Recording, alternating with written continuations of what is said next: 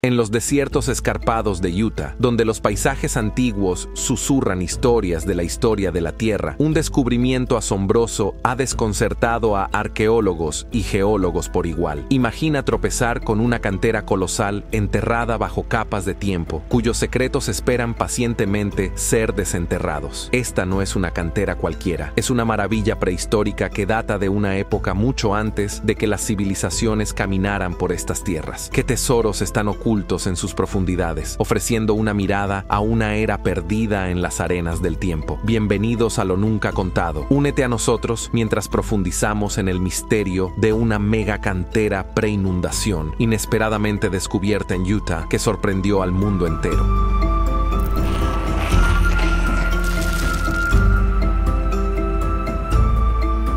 Símbolo majestuoso del oeste americano, el Valle Monumental, situado dentro de la nación Navajo en la frontera de Arizona y Utah, se erige como un símbolo majestuoso del oeste americano. Sus imponentes formaciones de arenisca, que alcanzan alturas entre 400 y 1000 pies sobre el suelo del valle, han sido modeladas a lo largo de milenios por fuerzas naturales. Emparejadas con mesetas, cerros y paisajes desérticos circundantes, ocupa un lugar entre las maravillas naturales más impresionantes del mundo. ¿Cómo se formaron estas notables torres de arenisca, similares a los parques nacionales de Arcos y Lance Canyon al norte? El Valle Monumental revela la incansable erosión de la naturaleza a lo largo de las edades. Sin embargo, presume de formaciones únicas en la Tierra. A lo largo de millones de años, capas de sedimentos se depositaron y solidificaron en la cuenca. A medida que la cuenca se elevó hasta convertirse en una meseta, el viento y el agua gradualmente erosionaron las capas más blandas, desvelando las formaciones llamativas que hoy maravillan. Estas agujas, cerros y mesetas continúan evolucionando lentamente, erigiéndose como monumentos perdurables mucho después de nuestro tiempo. Piensa en el Valle Monumental como una mezcla única. Funciona de manera similar a un parque nacional, pero en realidad es parte del vasto territorio de la nación Navajo que cubre 27.425 millas cuadradas o 71.000 kilómetros cuadrados en la región de las cuatro esquinas de los Estados Unidos. Dentro de esta vasta extensión, más de 91.000 acres están designados como el Parque Tribal del Valle Monumental, un espacio más grande que el Parque Nacional de los Arcos. Este emblema icónico del oeste americano es reconocido mundialmente y sus impresionantes paisajes han sido inmortalizados en numerosas películas, comenzando con varios filmes icónicos de John Wayne, incluyendo La Diligencia en 1939. En la sede del parque y el centro de visitantes, los visitantes pueden profundizar en la historia y cultura de la zona, explorando exhibiciones sobre arqueología, artes y oficios navajos. Un recorrido panorámico permite un tour autoguiado, ofreciendo vistas panorámicas de las famosas formaciones del parque, mientras que los recorridos guiados proporcionan una visión más profunda y oportunidades de exploración. El Valle Monumental disfruta de un clima desértico, caracterizado por inviernos fríos y veranos calurosos. A pesar del calor veraniego, la altitud elevada del valle ayuda a moderar las temperaturas. Normalmente, hay alrededor de 54 días al año con temperaturas superiores a 90 grados Fahrenheit o 32 grados Celsius. Sin embargo, las máximas veraniegas rara vez superan los 100 grados Fahrenheit o 38 grados Celsius. Las noches durante el verano son agradablemente frescas y las temperaturas bajan rápidamente después de la puesta del sol. Los inviernos en el Valle Monumental son fríos, pero las temperaturas diurnas generalmente permanecen por encima de cero. Las temperaturas bajo cero Fahrenheit o menos de 18 grados Celsius son raras, aunque pueden ocurrir. La nevada en invierno es ocasional y ligera. Normalmente se derrite en 1 o 2 días. Un misterio de ingeniería antigua al norte del Valle Monumental yace un sitio misterioso que desafía la explicación natural. Aquí encontrarás bloques perfectamente rectangulares y cúbicos, todos con ángulos exactos de 90 grados y líneas rectas precisas, como si fueran cortados por un láser. Las superficies de estos bloques son increíblemente lisas, semejando la precisión de cortes hechos por máquina. Recientemente, investigadores independientes han mostrado interés en este sitio, fascinados por su precisión geométrica. Compararon la disposición superposición de estos bloques con enormes legos y notaron algunas brechas intrigantes donde parece que podrían faltar bloques. ¿Cómo pudo ocurrir tal precisión de manera natural? El acantilado y los bloques están hechos de arenisca, una roca sedimentaria típicamente compuesta por partículas minerales del tamaño de arena y fragmentos de roca. Sin embargo, la arenisca no forma naturalmente tales bordes limpios y nítidos. Algunos de estos bloques son cubos perfectos. Cada lado mide casi exactamente 21 pies y pesa aproximadamente 670 toneladas. Los enormes bloques rectangulares podrían pesar alrededor de 900 toneladas. Una gran parte del sitio parece precortada, con bloques segmentados y aparentemente listos para su extracción. ¿Podría esto haber sido una enorme cantera utilizada por una civilización antigua avanzada? Para añadir misterio, hay dibujos antiguos en el sitio, probablemente creados por el pueblo navajo. Estos dibujos representan figuras humanoides junto a símbolos en espiral. En la creencia navajo, la espiral simboliza el concepto del tiempo, que lo consideran cíclico en lugar de lineal. Los navajos consideran este sitio, junto con muchos otros en la zona, incluyendo la totalidad del Valle Monumental, como sagrado. Creen que estas formaciones fueron creadas por el pueblo sagrado. Según la tradición navajo, las formaciones rocosas y los cerros del Valle Monumental son los restos de seres antiguos que una vez vagaron por la tierra. Estos seres fueron destruidos debido a sus acciones y por la voluntad de los dioses, dejando atrás las grandes formaciones rocosas y los cerros como guardianes de la tierra y recordatorios del pasado. Cuando miras los ángulos precisos y las superficies lisas de estos gigantescos bloques, podrías notar su semejanza con otras enormes piedras alrededor del mundo, como las de Baalbek. Baalbek, ubicada en Líbano, alberga algunos de los restos arquitectónicos más fascinantes de tiempos antiguos. Entre estos se encuentran el trilito, 3 piedras colosales que forman parte del podio del templo de Júpiter. Se estima que cada una de estas piedras pesa alrededor de 800 toneladas. La verdadera edad de esta inmensa plataforma megalítica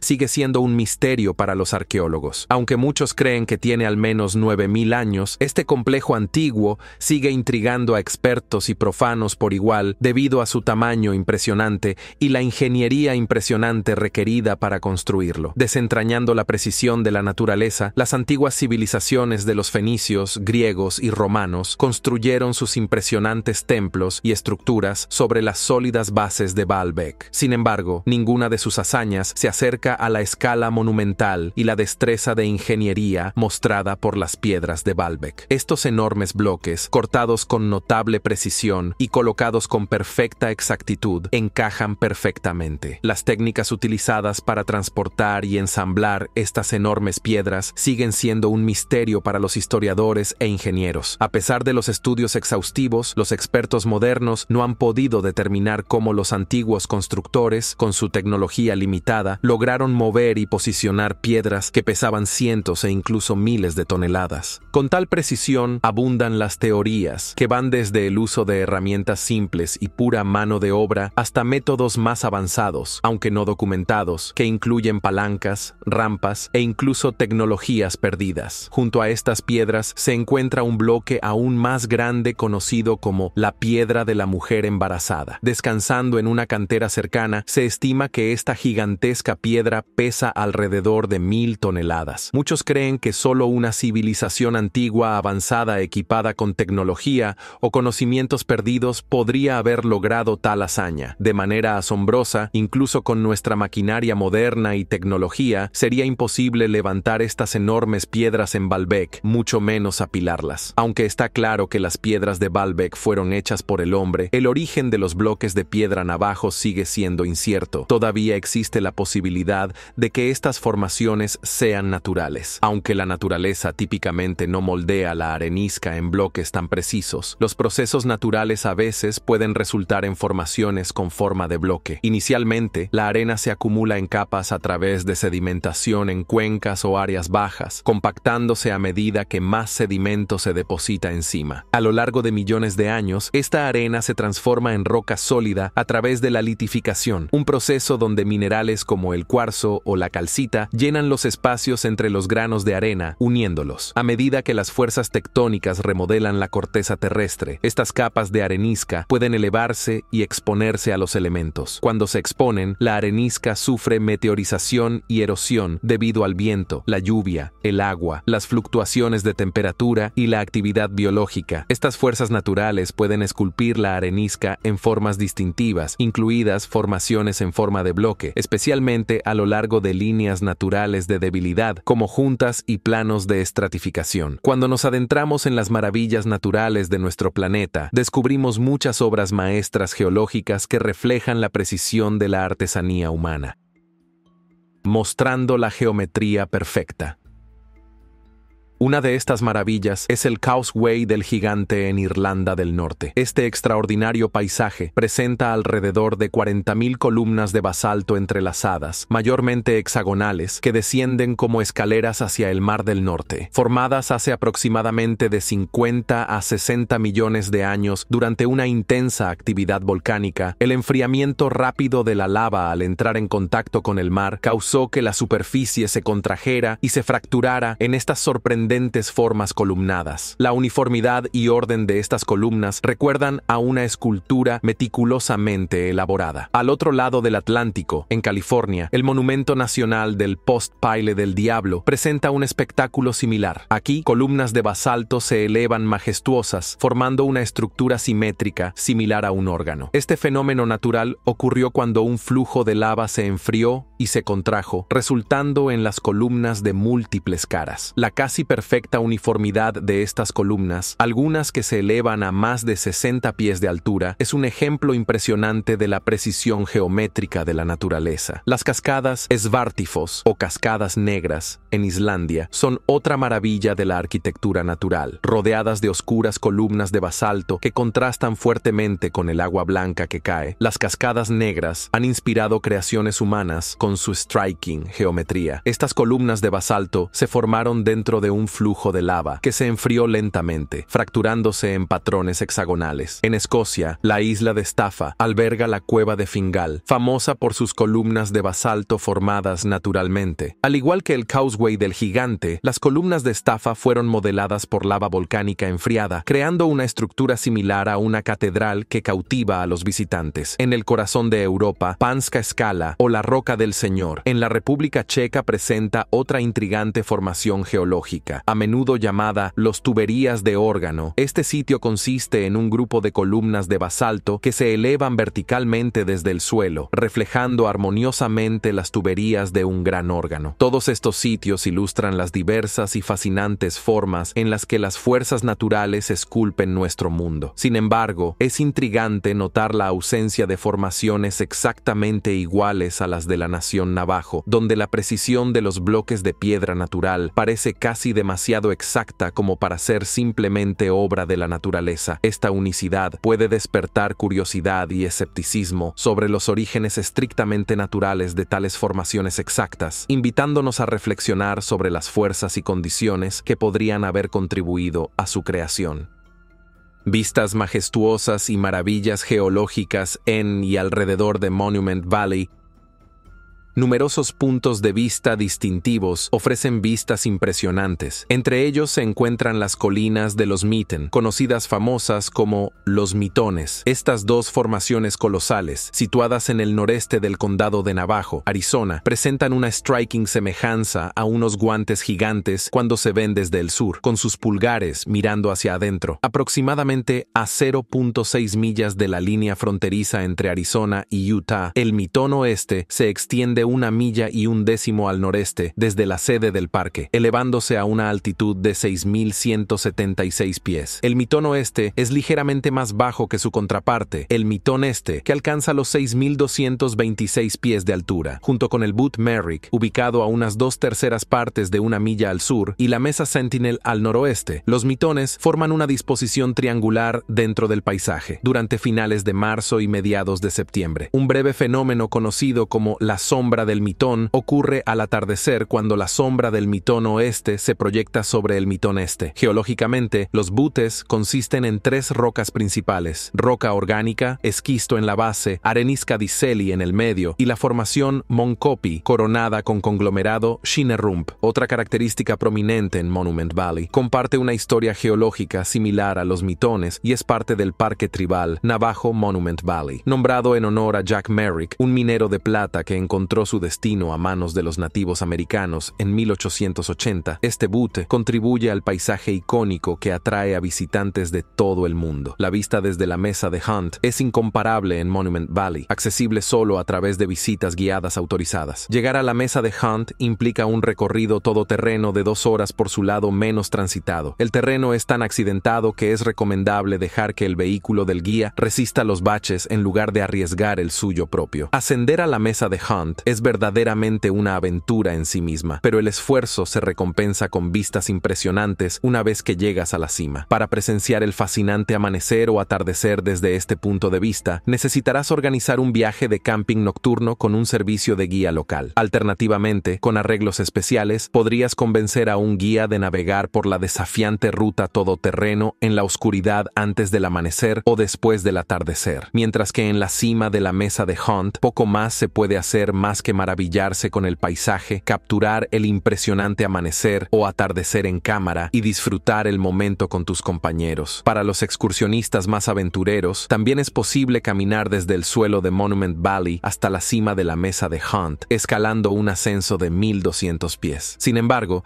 incluso si se camina, un guía autorizado debe acompañarte para garantizar una experiencia segura y agradable. El polo totémico es otro impactante pilar o espiga de roca en Monument Valley, un butte desgastado por la erosión a lo largo del tiempo. Ganó fama cuando fue escalado con éxito por primera vez entre el 11 y el 13 de junio de 1957 por un equipo formado por Bill Feuer, Jerry Galwas, Mark Powell y Don Wilson. La ruta de escalada que abrieron está clasificada con el sistema decimal de Yosemite como 5.0, con secciones que requieren escalada asistida calificadas como 5.2. En 1979 se estableció otra ruta llamada Never Never Land en el polo totémico. El polo totémico también se convirtió en una ubicación notable para el rodaje de películas. Se grabaron escenas para la película de suspenso de 1975 The Eiger Sanction, dirigida por Clint Eastwood en ese lugar. Eastwood, conocido por su enfoque directo, realizó todos sus trucos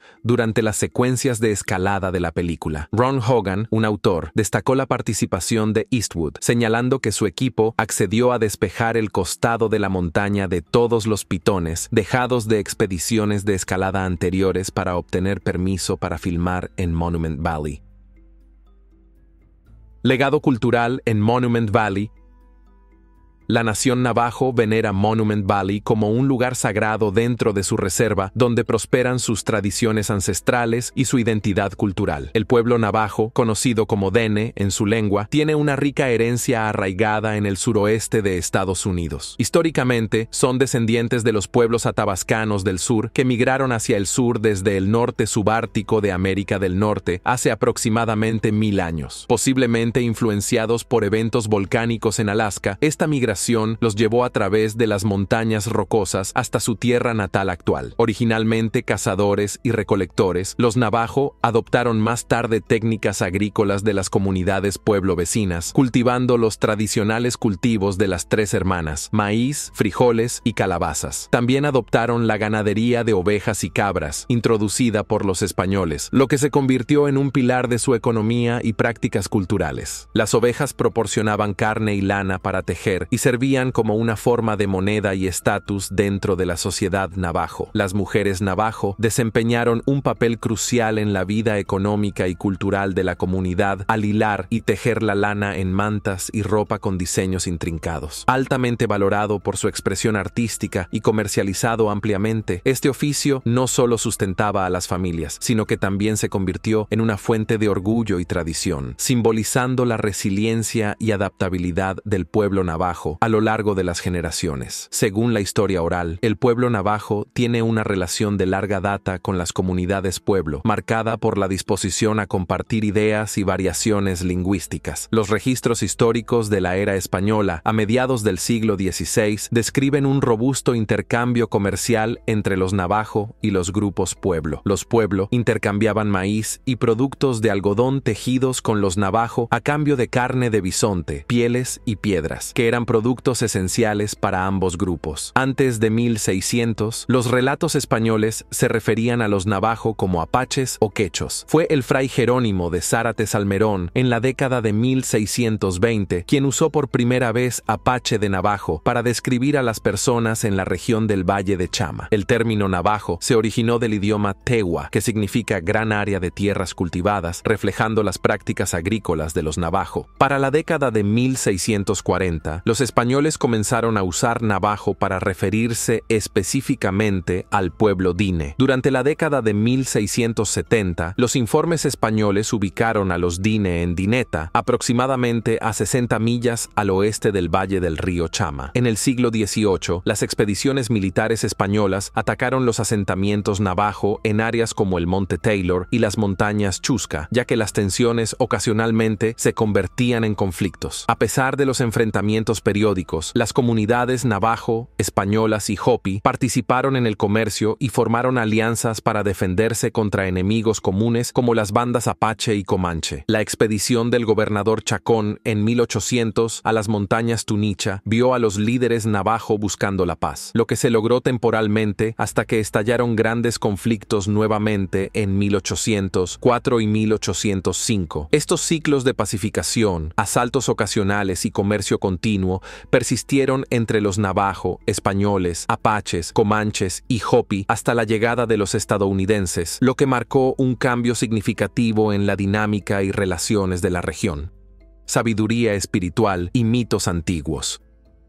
Las creencias espirituales de los navajo se centran en restaurar el equilibrio y la armonía en la vida de las personas para promover la salud, centradas en el concepto de Jojuyi. Según la tradición navajo, categorizan a las personas en dos: el pueblo de la tierra y el pueblo sagrado. El pueblo de la tierra, conocidos como Dine, tiene la tarea de mantener un equilibrio delicado entre la madre tierra y la humanidad. La cosmología navajo describe un viaje a través de diferentes mundos antes de llegar al mundo actual, conocido como el cuarto mundo o el mundo brillante. Inicialmente, en el primer mundo o el mundo oscuro, vivieron los 4 seres sagrados, y fue allí donde emergieron la primera mujer y el primer hombre. Sin embargo, debido a la oscuridad que inhibía la vida, se desplazaron. El viaje continuó hasta el segundo mundo, o el mundo azul, habitado por los primeros mamíferos y supervisado por el jefe golondrina Tash Choji. Los delitos los llevaron a migrar hacia el sur al tercer mundo, o el mundo amarillo, donde se descubrieron las montañas sagradas. Eventualmente, un gran diluvio los obligó a buscar refugio en el cuarto mundo, donde finalmente se asentaron. Similar a la creencia navajo, los mitos del diluvio son prevalentes en diversas civilizaciones, como el épico mesopotámico de Gilgamesh, la historia bíblica del Arca de Noé y los relatos de la antigua Grecia, China y las culturas indígenas australianas. Estos mitos del diluvio a menudo simbolizan temas de purificación, renovación y la naturaleza cíclica de la vida y el cosmos. Reflejan la comprensión de los fenómenos naturales de las antiguas civilizaciones y sus intentos de explicar eventos catastróficos mediante narraciones y mitos. En muchas historias de diluvios, los seres humanos y los seres divinos navegan por las aguas para sobrevivir y finalmente encontrar nuevas tierras o un mundo renovado, resonando con temas de resiliencia y adaptación. Además, algunos eruditos especulan sobre posibles conexiones entre los antiguos mitos del diluvio y una memoria cultural compartida de eventos del mundo real, como el fin de la última edad de hielo, cuando el aumento del nivel del mar y los catastróficos diluvios remodelaron las costas y los valles fluviales a nivel global. Esta hipótesis sugiere que esas narrativas dispares del diluvio podrían originarse de recuerdos distantes de pueblos antiguos que fueron testigos o se vieron afectados por estos drásticos cambios geológicos. En el mundo brillante se desarrollaron eventos significativos, incluyendo la aparición de la muerte verdadera, el establecimiento de las estaciones y la creación de cuerpos celestes como la luna, las estrellas y el sol. Los Diandain, también conocidos como los seres sagrados, instruyeron a los pueblos de la tierra navajo a considerar 4 montañas sagradas como los límites de su tierra natal, Dineta, que nunca debían abandonar. Estas montañas tienen un profundo significado espiritual. El Pico Blanca en Colorado, conocido como Cisnajini o la montaña del amanecer. El Monte Taylor en Nuevo México, México, llamado Tzutziu, o la montaña del Biad Azul, las cumbres de San Francisco en Arizona, llamadas Duco Usuid o montaña Abulón, y el monte Esperus en Colorado, conocido como Dibenitza o gran montaña de ovejas. En la espiritualidad navajo, el número 4 tiene una importancia especial, simbolizando aspectos fundamentales de sus creencias. Este número sagrado se manifiesta de diversas maneras. Originalmente, había 4 clanes de los Dine, 4 colores y tiempos del día, y 4 Dain principales. Incluso los rituales a menudo involucran la repetición o el uso de 4 elementos, como las canciones cantadas durante las ceremonias. La cultura navajo abarca una rica historia de ceremonias destinadas a prevenir o curar enfermedades. El uso del polen de maíz, considerado una poderosa bendición y ofrenda durante las oraciones, es central en estas prácticas. Entre las ceremonias más significativas se encuentran el Blessing Way o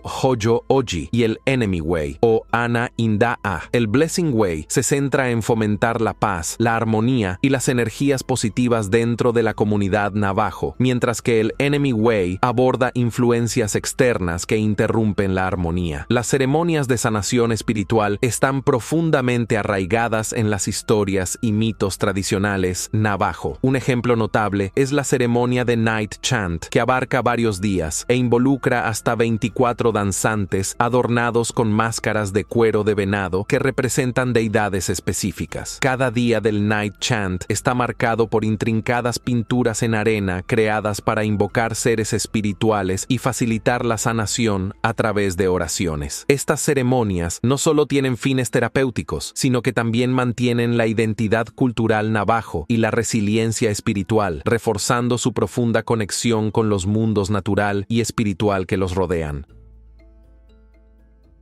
De conflicto a resiliencia. En 1846, durante la Guerra México-estadounidense, los navajos se encontraron con el ejército de los Estados Unidos cuando tomaron control de Nuevo México y Arizona. Estados Unidos tenía como objetivo pacificar a los navajo que habían estado atacando los asentamientos españoles. Sin embargo, en lugar de traer paz, las acciones federales a menudo incrementaron el conflicto. El ejército estadounidense se alineó con los colonos europeos sin considerar las causas subyacentes de las hostilidades.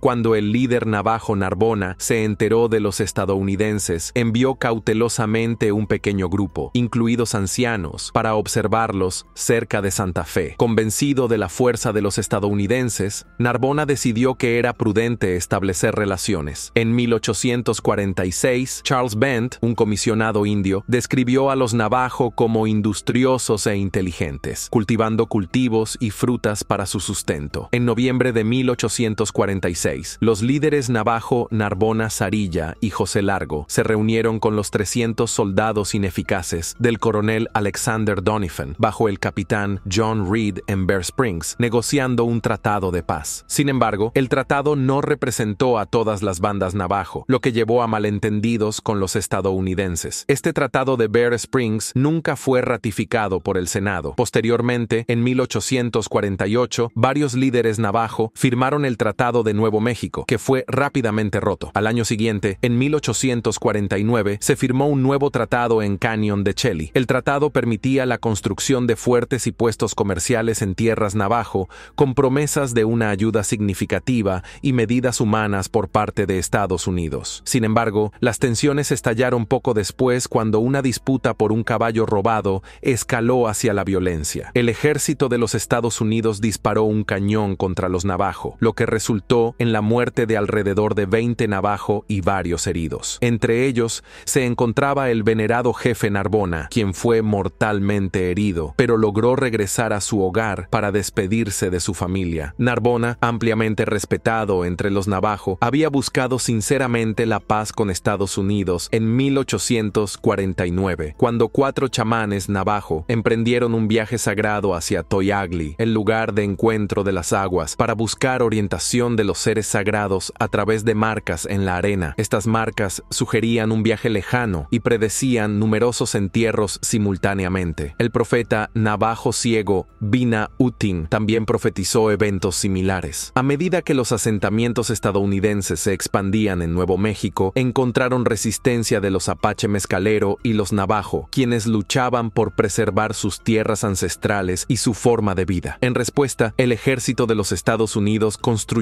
nuevos fuertes en tierras nativas y lanzó ataques el 30 de abril de 1860. Los líderes navajo Manalo y Barben lideraron a 1000 guerreros en un asalto al fuerte Defiance, casi abrumándolo. En el conflicto subsiguiente, el ejército de los Estados Unidos libró una campaña contra los apache mezcalero y los navajo, destruyendo sistemáticamente sus aldeas, campos, huertos y ganado. El Congreso autorizó la creación de Fort Sumner en Bosque Redondo el 31 de octubre de 1862, marcando la primera reserva india al oeste del territorio indio de Oklahoma. El gobierno planeaba convertir a los apache y los navajo en agricultores en Bosque Redondo, utilizando el riego del río Pecos. También se suponía que debían asimilarse asistiendo a escuelas y adoptando el cristianismo. Los apache mezcalero se rindieron en 1861, seguidos por los navajo en 1863 y 1864. Sin embargo, no todos los navajos se rindieron. Algunos permanecieron cerca del río San Juan, mientras que otros se unieron a grupos apache libres. La infame Caminata Larga comenzó en la primavera de 1864,